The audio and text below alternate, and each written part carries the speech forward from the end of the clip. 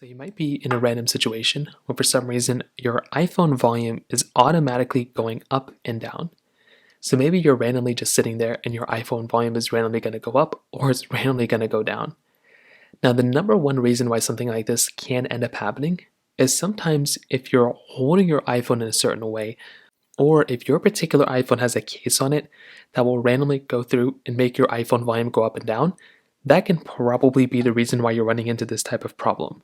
So what you're going to want to do here is you want to go ahead and just basically just make sure that the case that you have isn't going to go through and randomly making your volume go up and down.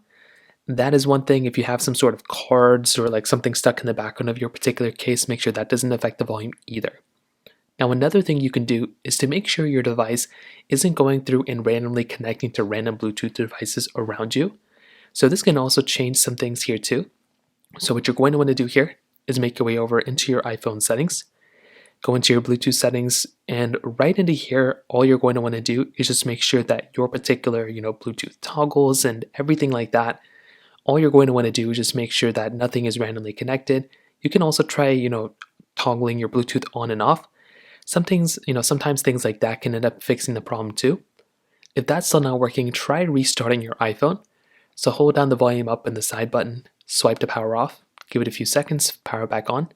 And you want to see if that ends up fixing the problem. And if none of those things end up fixing it for you, one of the other things you can try doing too is to try updating your iPhone. So make your way back into your iPhone settings right here. You want to go into your general settings, which is right over here. You want to click into software update. And all you're going to want to do here is basically software update your iPhone. So see if there's an update available. If there is, all you're going to have to do here is basically just try seeing if that'll end up fixing the problem, and that might end up fixing it for you. So those are kind of the main ways to go and fix it. If you have any other thoughts or questions, let me know in the comment section below. Hit the like button, that'll mean so much, but definitely hit that subscribe button. More importantly than everything else, I love every single one of you guys. Hopefully I'll catch you guys in the next video. Peace out.